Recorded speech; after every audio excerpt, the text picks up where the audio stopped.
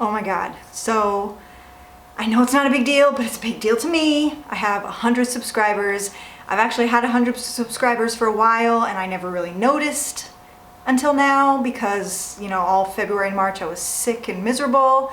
I didn't post any videos, so I'm kind of celebrating now.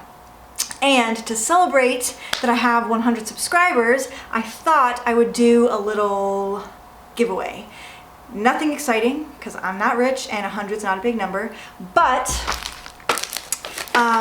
here in Korea we have these really cool kind of cards with traditional dress on it. So I have 2 of those, one for the giveaway here on my channel and one for the giveaway over on my Instagram. And next, these are not strictly Korean, but I'm obsessed with them. I have these Japanese puzzle erasers. These are super cool. I have the Chinese set, the dim sum set.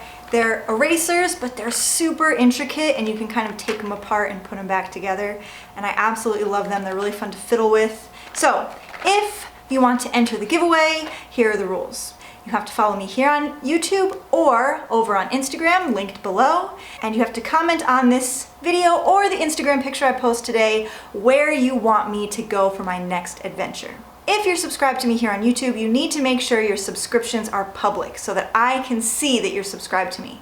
They default to private, but it's really easy to switch it to public, and I'll link the instructions down below as well in case you want to join and you're not sure if your YouTube channel or your YouTube account is set to public subscriptions.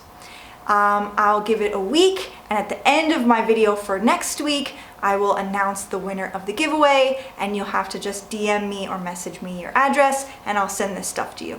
So I know it's not a really big giveaway, I know it's not that exciting, but hopefully this is just the start of things to come. So that's it. Thank you guys so much for watching, thank you guys so much for subscribing, and I cannot wait to see you on my next adventure.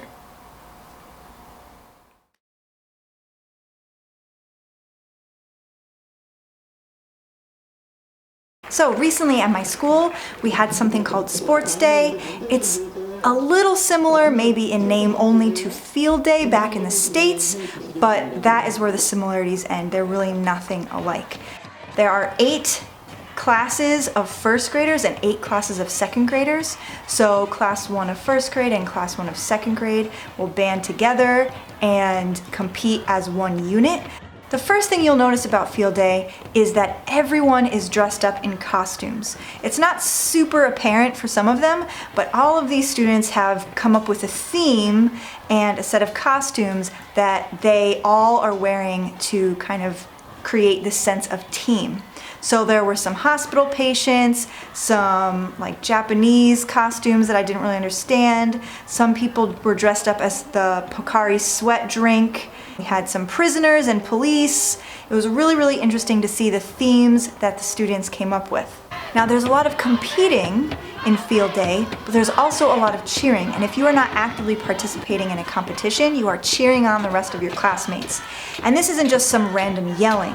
These students have come up with really intricate, intense chants and cheers and songs that they sing in unison, and there's a class leader that's pounding on a drum that's leading everybody. It was really interesting to see what these guys came up with.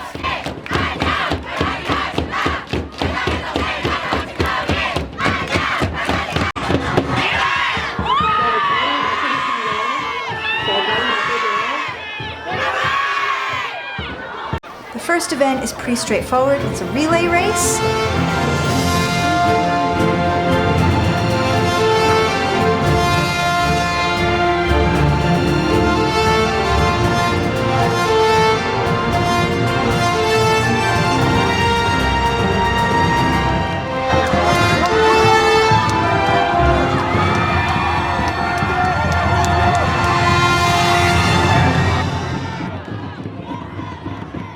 The next event is class jump rope, which sounds maybe easier than it was.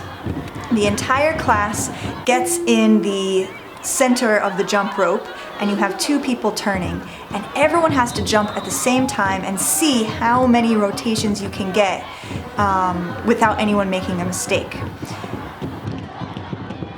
One of my favorite events Well, I'm not really sure what to call it. I'll call it pole jump. Basically, the entire class lines up in maybe 4 rows of 4 or 5 rows of 4, and you have 3 people that have a giant bamboo pole that they have to run all the way to the other end of the field, circle a cone, and run back. As they're running back, the 2 people in the middle release and the 2 people on the end remain. And they run it all the way back to the class lined up. And when they reach all of the students lined up, everyone in the line has to jump over the pole at the same time. So you have to have speed, but you also have to be smart about how fast you're going and give your classmates enough time to jump over the pole without wiping out. As you can expect, this often leads to some pretty hilarious outcomes.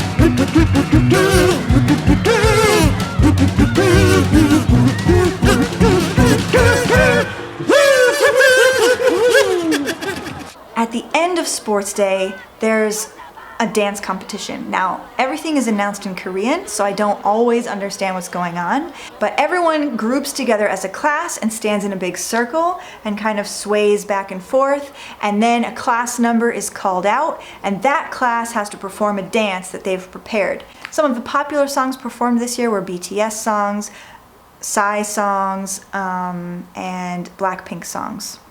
Although there was one class that did Bruno Mars really, really well.